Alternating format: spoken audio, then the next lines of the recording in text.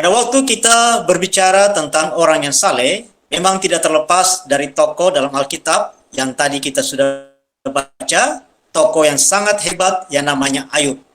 Dilihat dari namanya dan nama nanti dari sahabat-sahabat yang datang kepada dia dalam pasal 2 dan seterusnya, maka menunjukkan bahwa ia dan sahabat-sahabatnya itu bukan orang Israel.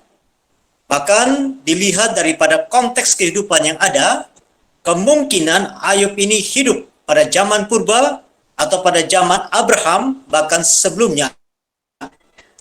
Tetapi orang ini betul-betul dipakai Tuhan menjadi contoh yang sangat berarti bagi kita dalam kesalehan hidup, karena ia mengalami begitu banyak hal menyedihkan, bukan karena dosanya, tapi karena kesalehannya. Nah, apa ciri-ciri dari kesalehan Ayub yang bisa menjadi contoh buat kita semua?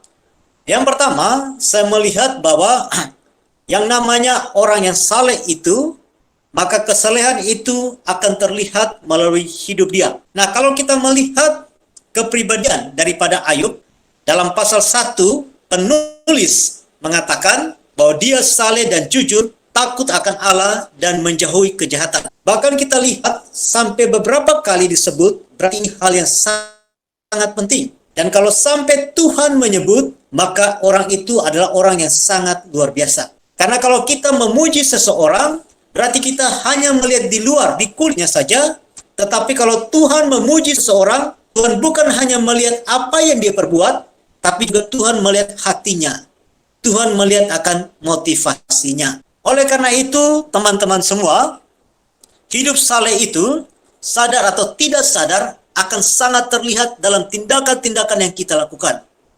Kalau misalnya kita masih malas-malasan, lebih suka membuang waktu melalui media sosial daripada hal-hal yang berguna, maka jelas itu bukan hidup saleh. Walaupun orang melihat kita melayani, orang melihat kita suka berdoa, tapi itu hanya terlihat oleh orang, tapi tidak terlihat oleh Tuhan. Maka hidup saleh itu akan sangat terlihat di hadapan Tuhan maupun manusia. Tuhan melihat hati kita, motivasi kita, dan manusia melihat akan perbuatan kita. Jadi itulah kesalehannya.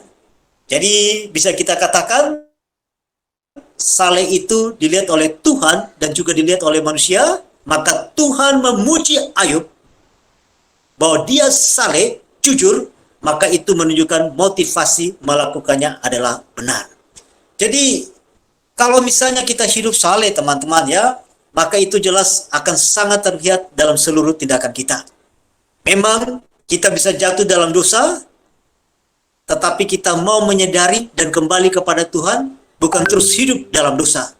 Jadi hidup benar akan dengan sendirinya terlihat dalam tindakan-tindakan kita. Karena kita adalah orang-orang yang selalu berhubungan dengan Tuhan dan takut akan Tuhan. Maka kita mau selalu mendoakan orang lain, mau selalu membantu orang lain, mau selalu hidup kudus, tidak curi uang daripada orang tua. Kalaupun kita curi, kita mau bertobat. Kalaupun kamu jatuh dalam dosa, teman-teman, maka bertobatlah. Kalau kamu terus berhubungan dengan Tuhan, maka pasti kamu ingin hidup kudus. Karena kamu berhubungan dengan Tuhan, maka itu akan terlihat dengan sendirinya dalam tindakan-tindakan kita. Lalu yang kedua, teman-teman, ya, hidup saleh itu juga akan punya satu iman yang berkualitas. Atau orang yang hidup saleh itu pasti akan punya iman yang berkualitas. Teman-teman, saya pikir hidup kudus itu satu langkah praktis yang sangat baik untuk kita mempersiapkan diri kita. Karena hidup kudus itu berarti kita mau taat kepada Tuhan. Dari hal-hal kecil kita mau taat. Kita mau taat, terus taat. Maka sampai hal yang besar yang Tuhan izinkan, maka kita bisa jadi juga akan terus taat. Jadi hidup kudus itu satu langkah-langkah yang praktis untuk kita melatih iman kita agar iman kita terus berkualitas. Ayub mempersiapkan dirinya dengan baik dalam hubungan dengan Tuhan, sehingga ia mengenal Tuhan dengan baik, sehingga sepertinya Ayub ingin mengatakan seperti ini: walaupun semua yang kumiliki habis, tetapi engkau masih bersama dengan aku, itu sudah cukup bagi aku. Dan walaupun aku juga hancur, tetapi engkau tidak meninggalkan aku, itu sudah cukup bagi aku. Ini bisa jadi kenapa teman-teman? Karena Ayub punya pengenalan yang baik akan Tuhan. Dan dia mau hidup kudus. Sehingga dia punya satu iman. Dia telah mempersiapkan dirinya dengan baik. Melalui hubungan dengan Tuhan. Melalui hidup kudus. Sehingga kualitas imannya itu tidak pudar, teman-teman. Iman itu bukan hanya Allah mau menolong, maka kita setia pada Tuhan. Tapi Allah tidak menolong pun tetap setia pada Tuhan. Ini sama seperti Ayub. Walaupun Allah tidak menolong, engkau tetap Allah, tidak berubah, tidak berubah. Walaupun engkau tidak menolong dan mengambil semuanya, tetapi tetap Tuhan yang memberi, Tuhan mengambil, terpujilah nama Tuhan. Lalu yang ketiga dan yang terakhir, orang yang saleh selalu melihat hal yang dialaminya dari kacamata Tuhan itu sendiri. Nah teman-teman, mengapa Ayub bisa terus memuji Tuhan? Karena Ayub selalu melihat persoalannya dari kacamata Tuhan. Dalam pasal 1, Ayub mengatakan, Tuhan yang memberi, Tuhan yang mengambil, terpujilah nama Tuhan.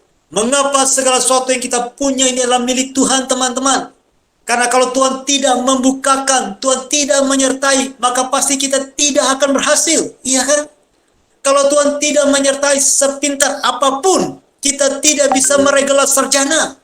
Kalau Tuhan tidak menyertai, walaupun kita tampan, kita cantik, tapi bisa jadi kita tidak menikah. Kalau Tuhan tidak menyertai, walaupun kita bekerja keras, tapi tidak dapatkan hasil yang baik.